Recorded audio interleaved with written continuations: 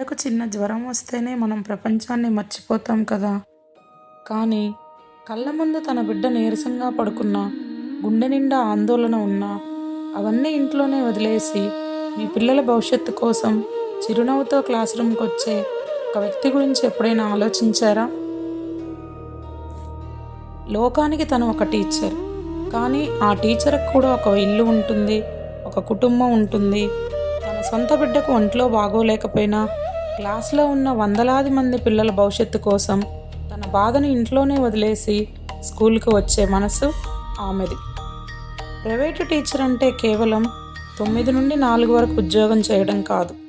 ఇంటికి వెళ్ళాక తన పిల్లలకు అన్నం పెడుతూ కూడా స్కూలు పిల్లల నోట్‌బుక్స్ కరెక్షన్ల గురించి ఆలోచించే బాధ్యత ఆమెది.